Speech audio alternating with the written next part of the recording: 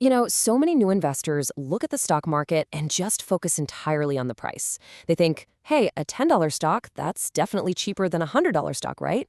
But here's the secret. In finance, price is just an empty number if you don't understand valuation. Today in this explainer, we're going to reveal the two core weapons that finance professionals actually use to figure out what a company is truly worth: multiples and DCF. So let's just go ahead and shatter that common beginner illusion right off the bat. Is it $10 stock really cheaper than a $100 stock? Well, amateurs look at that price tag and immediately assume the $10 one is the ultimate bargain. But to a pro, that price tag means absolutely nothing until you dig in and calculate its actual underlying value. And here's the fundamental difference between the two. Price is simply what you pay. It's just a number flashing green or red on a screen, completely dictated by the daily, somewhat chaotic mood of the market. Valuation, on the other hand, is what you actually get. It's the calculated true worth of the business itself. So let's explore the two primary methods the pros use to calculate that exact worth. Method number one is what we call multiples valuation, or as I like to think of it, checking the neighbors. The logic behind this is incredibly intuitive. Basically, if two businesses are almost exactly identical, their price-to-performance ratios should be pretty similar too. We literally check the neighbors using a metric called the PE ratio, which stands for price to earnings. In plain English, this multiple tells you exactly how much money you are paying for every single dollar of profit that the company makes. Okay, let's apply this to the real world. Imagine you want to buy a local milk tea shop. First, you look around and notice that 3 very similar shops down the street recently sold for 10 times their annual profit. That 10x right there, that's your multiple. Next, you check the books of the shop you actually want to buy, and you see it earns $1 million a year in profit. You just apply that 10x multiple, and boom, your shop's valuation is $10 million. It's fast, it's practical, and the math is super accessible. Now, the massive advantage of this multiples method is definitely its speed. It perfectly reflects the current market sentiment, essentially letting you free ride on all the information the crowd has already processed. But there is a really dangerous blind spot here. You're implicitly assuming the market is actually correct. If the entire market is caught up in a huge bubble and is wildly overvaluing all milk tea shops right now, well, your $10 million valuation is going to be completely wrong too. That brings us to method number 2, discounted cash flow, or DCF, which represents the ultimate future value. If you're looking around and you just don't trust the market's neighbors, you've got to look inward at the business itself. Finance professionals live and breathe by this rule.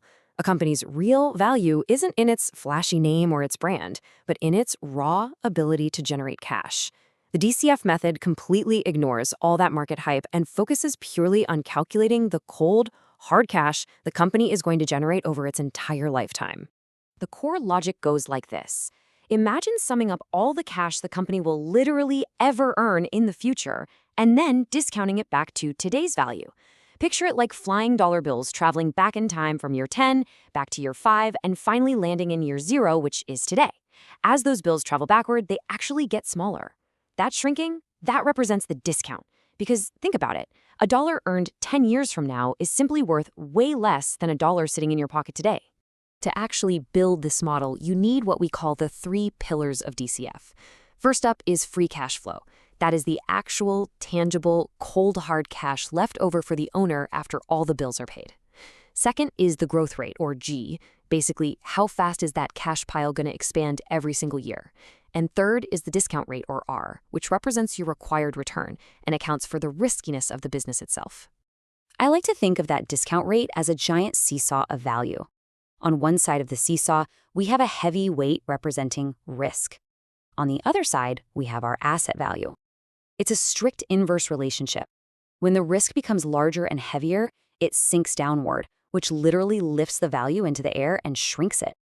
So the higher the risk of the company, the higher the discount rate you have to apply, and its value today drops dramatically. Now let's bring it all together: market sentiment versus intrinsic essence. You might be wondering, why do we need to learn both methods? Well, because multiples represent market sentiment. They tell you exactly what the crowd is willing to pay right at this very moment, which is absolutely crucial for timing your moves.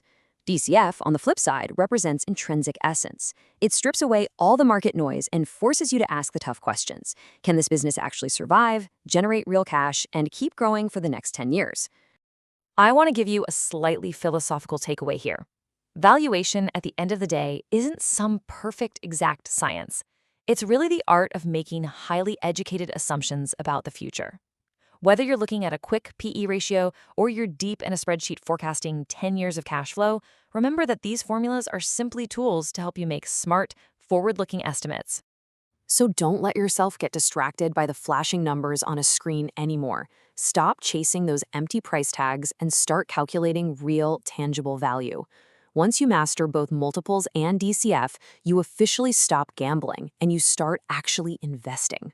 So ask yourself this: the next time you see a stock's price hit a record high, are you looking at a brilliant, fundamentally strong business, or are you just staring at a very expensive neighbor?